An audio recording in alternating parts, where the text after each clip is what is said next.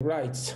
And that can be done by engagement. You don't have to educate them on Western philosophy or all those things. No, simple things, simple rights that the Afghan wants for themselves. Just support them on the local level, engage them, meet them, and on all level.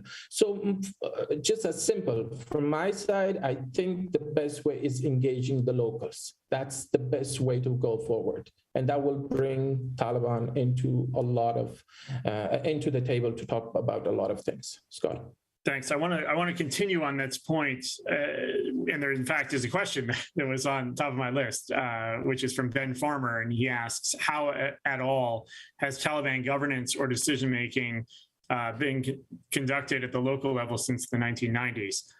So you're already partly answering that question. Maybe I'm curious to press you on, okay, what does working with the locals mean? Are you talking about a funding relationship, funding to do what?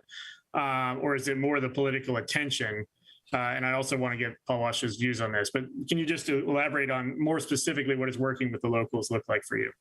I think the political attention, monetization has actually contributed to the fall of the Republic in August 15, 2021. That was monetization. It's just more a political attention.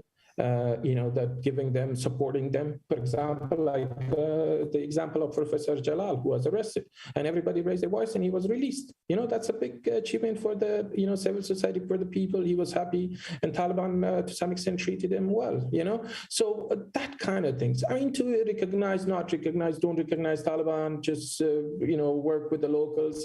How? Like, this is the time to work with the locals. So, for example, forming a body. Like, there are a lot of young women, men, boys, young boys that are actually, willing to stand and take the risk, to ask for their rights. It's not something that they want, international community to come back. No, they just want a simple things: go to school, go to university, wear what they want, share their views. Very simple things that are not in contradiction with Islam. That is not in contradiction. Afghanistan, Taliban will slowly crack down if the international community politically engage. I'm not talking about humanitarian engage. That's a completely different thing. It's more about, but politically engage will decide the future. Yes, humanitarian will it is a different angle where, because if people get angry, they will go to the street. They will, that's why the crime rate in Kabul hasn't gone down, is because there are no jobs.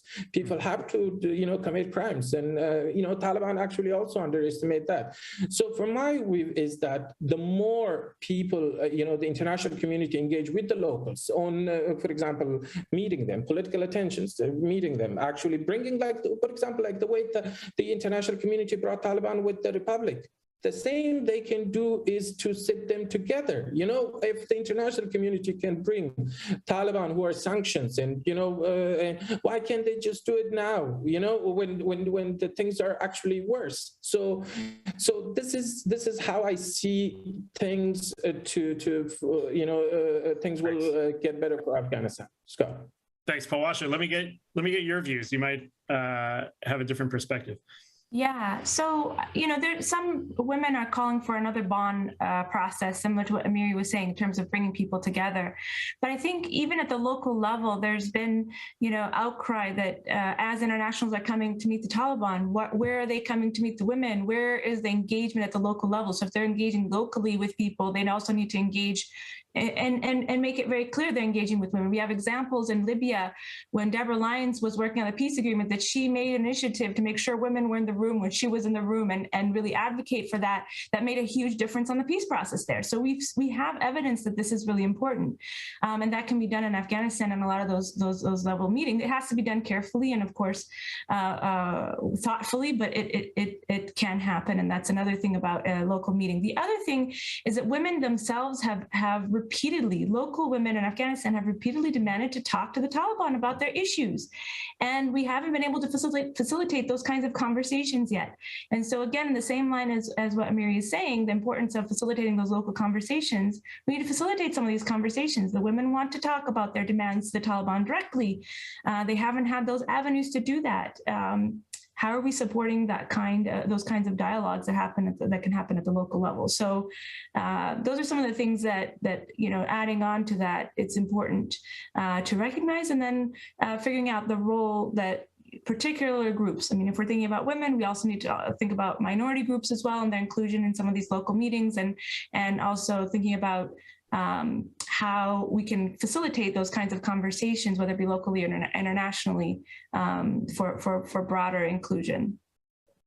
Yeah, thanks. And I'll just note that Secretary Blinken did just recently appoint a special envoy for addressing Afghan women's issues and broader human rights issues, who many in the Afghan policy community know. And so hopefully there is now more means to facilitate those kinds of interactions. Let me take another question, this one from Kareem Merchant, who says, looking at the diverse approaches of the international community, won't the Taliban exploit these differences and continue to seek legitimacy from, quote, less demanding international community members? So playing one off against the other, region against the broader community. Andrew Watkins, let me get your thoughts, and then maybe I'll also bring in Asfandyar on that. Sure. I think this question speaks to a lot of what Asfandyar was speaking about earlier. What has interested me is watching the Taliban's own posture as it has changed, I suppose, from some point in the thick of US-Taliban negotiations with our special representatives, Ahmed Khalilzad, in 2019 into 2020, and then especially with the change in the US presidential administration, as the Taliban began to read the tea leaves and see that they might not get everything they had hoped to in their understanding of the Doha deal, you saw a real shift in the year before their takeover of the country, as they sort of pivoted towards what I've thought of as a regional first strategy. They began to place less importance on meeting benchmarks or moving with a sense of purpose or speed through the negotiations with Khalilzad, and certainly not with representatives from the Islamic Republic for supposed peace talks, but they really began ratcheting up their regionally oriented diplomacy. To the extent that in the first weeks after their takeover of Kabul, you heard some really almost ecstatic public rhetoric from some Taliban officials about the idea of cooperating with China. And indeed, there's a sense of optimism, perhaps overblown optimism, that we've heard from Taliban officials and spokespersons and supporters, especially in the first weeks and months after their takeover, the idea that the region that they would be able to play different elements of the international community off one another, that they would be able to go to, for instance, China, and that China would be able and willing to put in so much of the funding that they assumed they would lose from the United States and European powers. It hasn't played out that way. China has not put forward actual money, hasn't made any firm commitments, and hasn't even gestured towards the idea of major projects or investments coming in the near-term future. And at this point, the Taliban if they haven't already, are beginning to look around and realize, there really is only one part of the international community that ponies up the kind of money that we might need to run a state or to deliver certain services or to meet certain goals.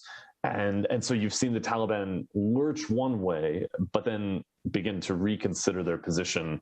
I'm not certain that they're going to be as successful as they may have thought in terms of trying to play different sides off another.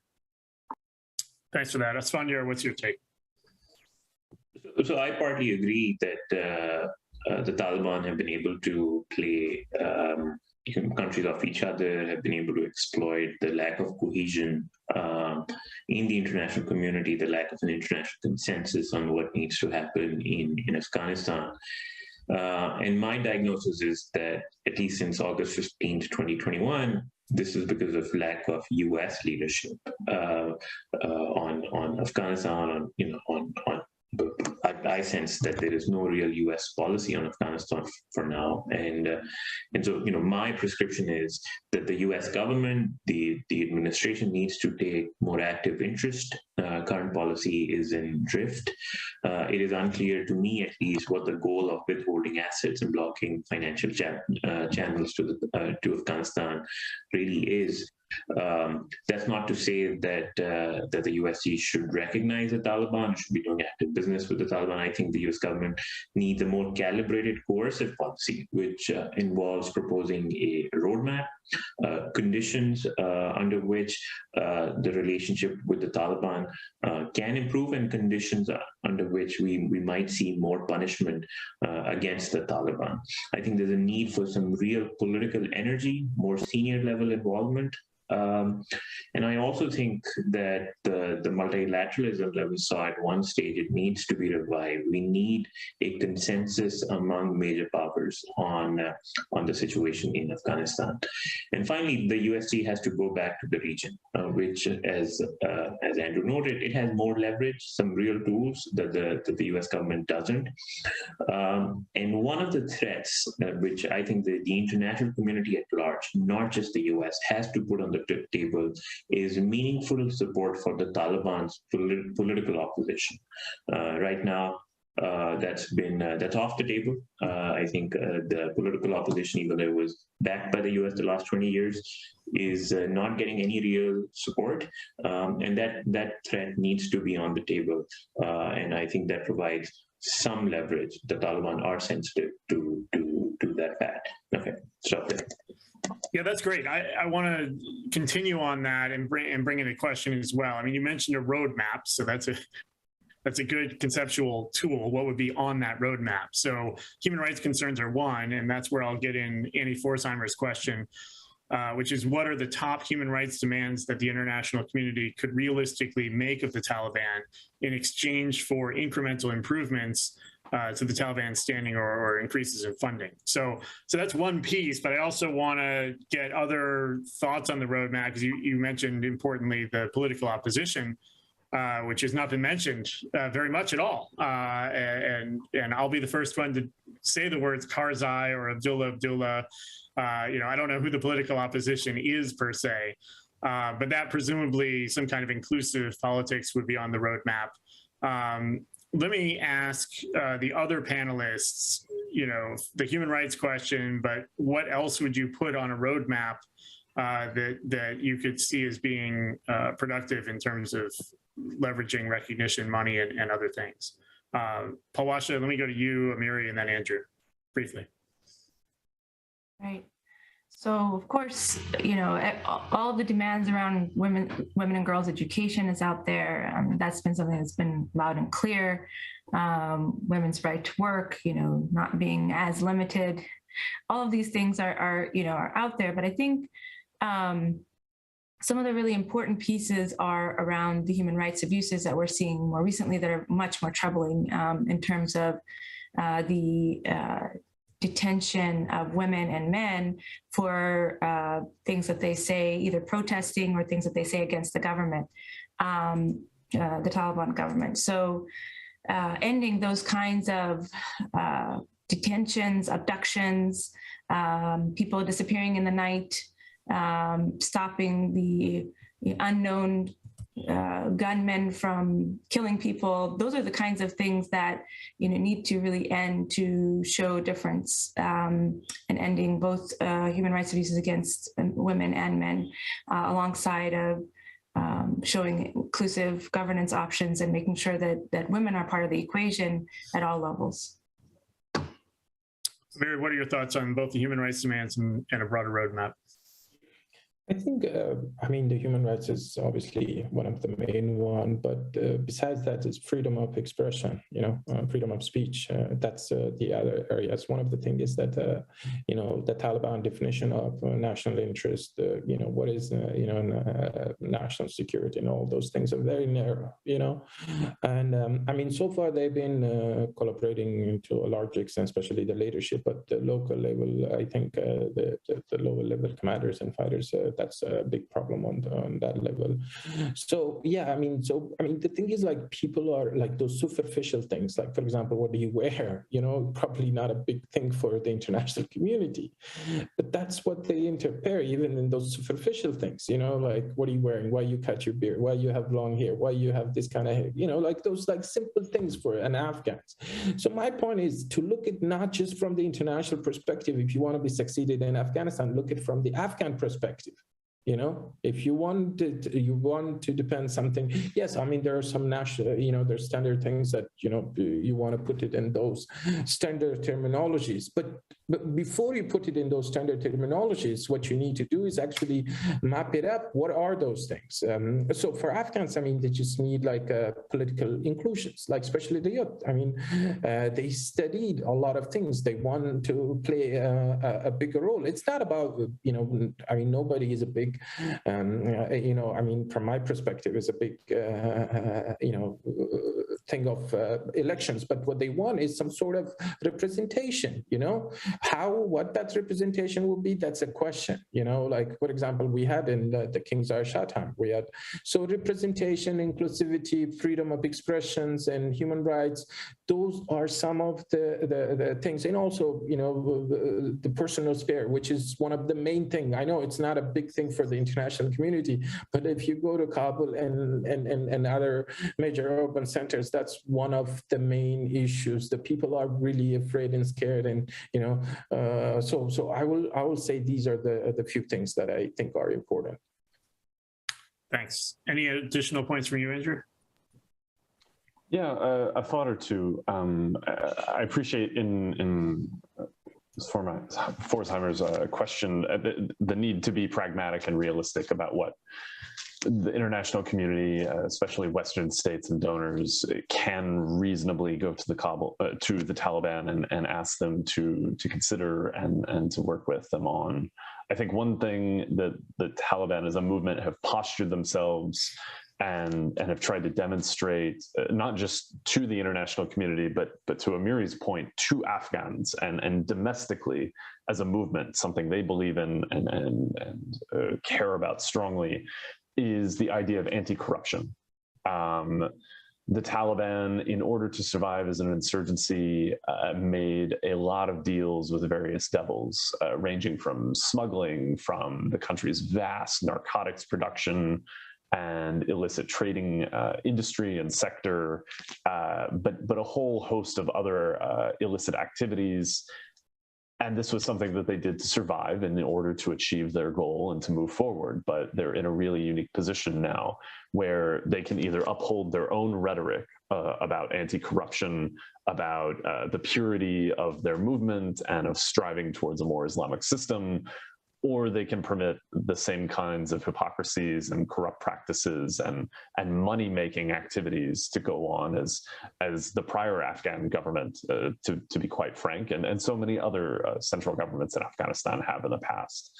This notion of whether or not they will take anti-corruption seriously is something that I think the international community has a window on, maybe not through the United States directly, but certainly through the UN mission and its agencies, its presence on the ground. It has field offices that don't just sit in Kabul, but stretch out across the country. I think there's a real opportunity for, number one, dialogue at a more local, at least provincial level, and number two, potentially even monitoring. Holding the Taliban to account. If you say to your own people that you will do X and Y, why not allow us to come and observe and to see that being demonstrated?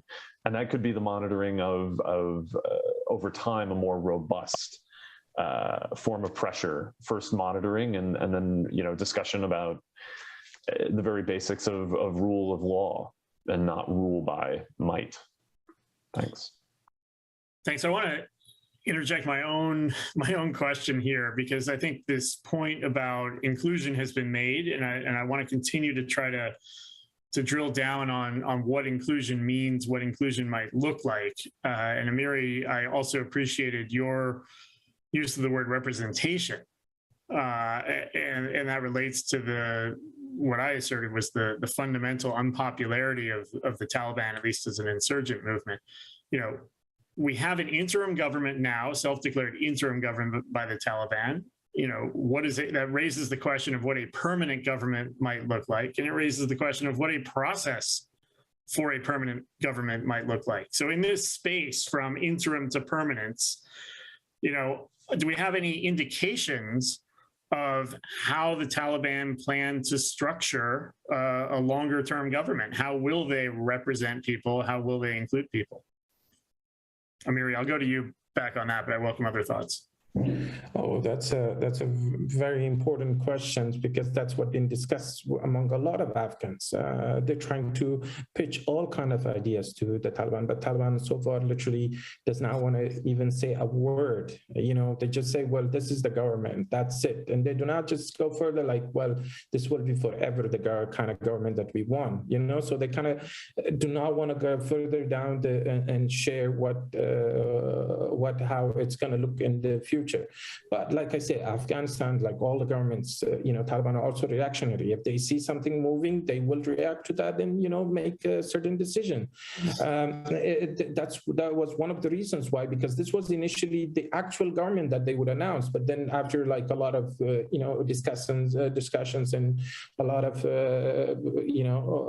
on international media and a lot of actors, they actually came under sort of pressure to announce this as an interim government, not as the government, So that's one of the things. So right now, the questions a lot of Afghans ask is, what is the internal legitimacy of the Taliban, and how the state is going to look under the Taliban, and what is the constitutions that the Taliban hasn't really provided any answers to those things. Right now the Amir just appoints people. He doesn't really interfere much in the local politics and implementation in those things. It's so far that we see is mostly the appointments. There is I always tell people that we lost the change Taliban the very last minute. Taliban were changed. When before we lost it the very last minute when the republic collapsed in August.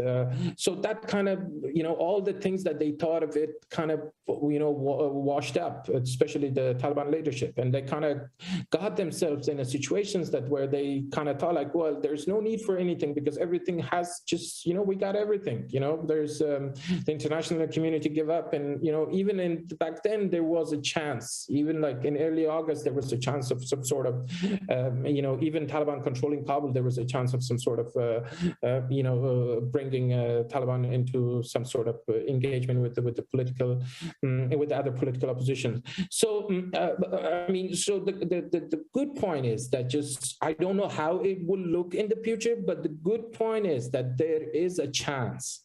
So that's the most important thing. It's not about what it would look like. The good thing is that there's a chance to shape in, if Taliban is going to remain as a government, there's a big chance to make a lot of, to put pressure to bring a lot of reform and changes. It's a $1 million question. It needs a lot of more time. Scott. Thanks, Fawaz. $1 million on the table for the how.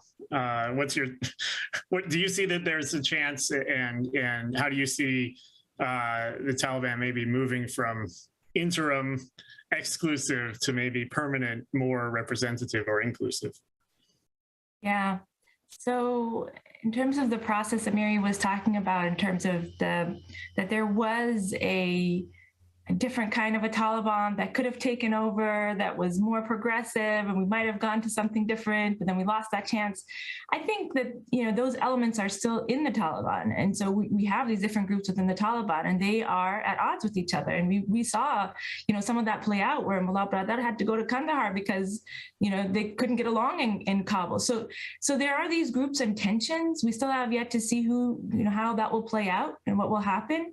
And I do think that, the regional countries and international community has a role to play in supporting various groups within the Taliban to support some of those more inclusive approaches or different approaches. I think that that's something that has to be considered clearly, because there are those tussles and tensions. And what happened with the current announcement of the government was also, supported by regional powers in order for this government to be announced. So that tension needs to be recognized. In terms of what will happen next or what the process will be, it's a good question. I think that there's a lot of options within Islamic governance. We're looking at the different models, even within Hanafi jurisprudence, within Islamic governance, looking at the rightly guided caliphs in the early times, how head of state was elected, inclusive processes that already exist within Islam. And, if there is appetite for looking into those models, there's a lot of hope that we could have a different kind of governance system. The question is there still appetite? And what are the different powers within the Taliban in terms of who will win out over these different arguments? And I think that has yet to play out. Great. Let me ask the final question now. We've had several in the chat that get to the question of leverage. Who has the leverage and how to use it? I think we have been talking about that. I'll ask one in particular and use that as an invitation for final thoughts. Julia asks more specifically about the reserves, the central bank reserves, almost 9 billion that are frozen, and says, is it in the interest of the international community to put Afghanistan in the same situation as Iran or Venezuela? With no access to foreign reserves, it doesn't seem to foster progress in the long term.